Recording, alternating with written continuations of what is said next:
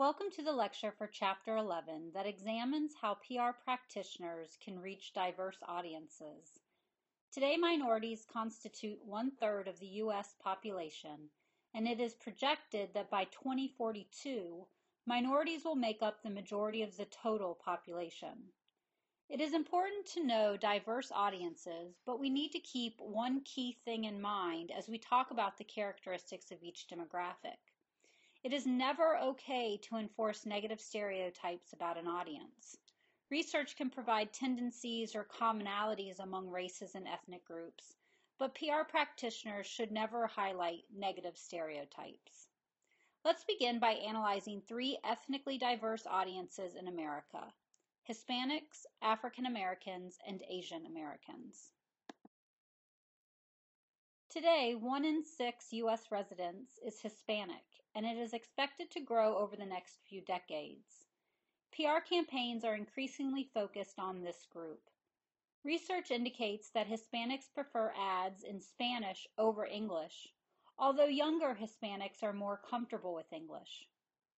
Spanish language media outlets have grown dramatically over the past few years, and today there are an estimated 2,500 U.S. Hispanic media outlets.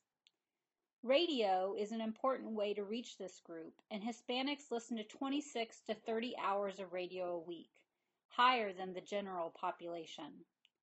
Television is also expanding with Univision, the predominant Spanish language network, which reaches 75% of Hispanic viewers. Another group the textbook talks about are African Americans. There are more than 40 million African Americans in the U.S. today, and they have the longest history in the U.S. as a minority group. In PR, the terms African American and Black are often used interchangeably in marketing and public relations contexts. In recent years, the income level of Black households making over $75,000 has risen to 2.5 million. And research shows that affluent Blacks are more likely to spend on fashionable clothes, toiletries, cosmetics, and cruise vacations. Black media is less extensive than Hispanic media, but there are still 175 Black newspapers in the U.S., and popular magazines such as Ebony and Essence and the Black Entertainment Television Network are also popular. A third demographic in the U.S. are Asian Americans. In general, Asian Americans are the most affluent and most well-educated minority group. The median household income is $65,000. Indian Asian Americans have median incomes of $69,000, and they prefer English to receive information. PR professionals should use cultural cues such as music, images, or even Hindi words in PR campaigns. When communicating to various minority groups, there are common threads among the diversity. These groups share deep family ties with a strong mother or father figure, music, food, religion, and strong bonds in between family and friends. PR campaigns should program campaigns taking these factors into consideration. The textbook offers 5 good guidelines. The first in PR is to organize a team with an inherent understanding of the customs and values of the various demographic groups you are trying to reach. PR professionals should also understand that consumers of diverse cultural backgrounds respond better to messages that are culturally relevant. You should remember that consumers of diverse cultural backgrounds are extremely loyal, and once your products and services become part of their lives, there's a very good chance you will keep them. You always want to use the primary language of the audience. A large portion of minority audiences prefer to communicate in their primary language, even if they have strong English skills. You should also use spokespersons that can represent the audience. You just need to make sure that the spokesperson can communicate well and can be sensitive to issues that are important to the audience. Another way to understand audiences is through the age of the audience members. The textbook talks about 3 specific age groups: millennials, baby boomers, and seniors. The millennial generation is made up of individuals born after 1980. This is an important demographic because they have purchasing power, they can influence their parents' purchases, and they are quickly becoming adult consumers. Millennials are rabid consumers of media.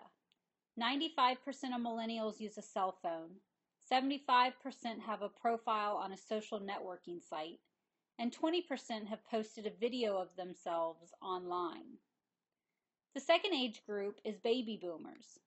This generation was born in between 1946 and 1964 and make up about 24% of the U.S. population, or about 78 million people. They have $3 trillion in purchasing power, and 60% of beer and carbonated beverages are purchased by boomers. Boomers are an active and socially conscious group that are likely to be involved in a cause. And finally, the textbook discusses seniors.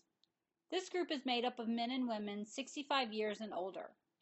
Seniors are often less easily convinced than young adults, demand value in products, and don't pay attention to fads. They vote in large numbers and are intense readers of newspapers and magazines. A large portion of this group volunteers because they have a lot of free time. They are extremely health conscious and are interested in medical developments. They are not really interested in purchasing household goods, but they do eat out frequently, buy lots of gifts, and travel often. Besides age group audiences, we can also understand audiences through gender and lifestyle. We'll begin by looking at women. Women make 80% of household purchase decisions and spend about $3.3 trillion a year. Women aged 25 to 54 are known as super consumers, and they embrace new media much faster than men. Another segment of women are super moms, and they have a strong word-of-mouth influence with the people they interact with. This is important for PR because if you can influence a super mom, she can spread your message through word of mouth. Another type of audience is the gay and lesbian community. This community is now a mainstream demographic that consists of 22 to 30 million gay, lesbian, bisexual, and transgendered people in the U.S. This group has high brand loyalty, and the majority are more likely to buy products from a company perceived to be gay-friendly. Religious groups are another type of demographic that PR professionals need to be aware of. The textbook divides religious groups into Christian evangelicals, the Jewish community, and the Muslim community. Christian evangelicals have strong opinions about preserving traditional family values, supporting prayer in public schools, voting for conservative politicians. They're traditionally opposed to civil rights for gays and lesbians, sex education in schools, and abortions. Evangelicals often participate in boycotts and protests of companies that have policies they disagree with. Members of the Jewish community tend to be more liberal on social issues and have a reputation for being well organized, active in political fundraising, and influential on pending legislation. The Muslim community represents a growing group in the U.S., and they come from a variety of countries such as Asia, Europe, and Africa. There are about 2.5 million Muslims in the U.S., and they spend around $200 billion a year. The final community that the textbook discusses is the disability community. Like other groups, this is a very diverse group that includes people in wheelchairs, people that are blind, deaf, have learning, behavioral, or speech disabilities. PR practitioners should be sensitive to their needs and know how to effectively communicate with them. It is okay to say deaf, but you should use mobility impaired or physically disabled, rather than the terms handicapped or crippled. The best medium to reach a variety of disabled groups is television. Furthermore, some people don't want to admit that they have a disability such as hearing loss. In this case, you want to craft messages that are about innovation and making life easier instead of buying a hearing aid out of necessity. This concludes the lecture on Chapter 11 that analyzes diverse audiences.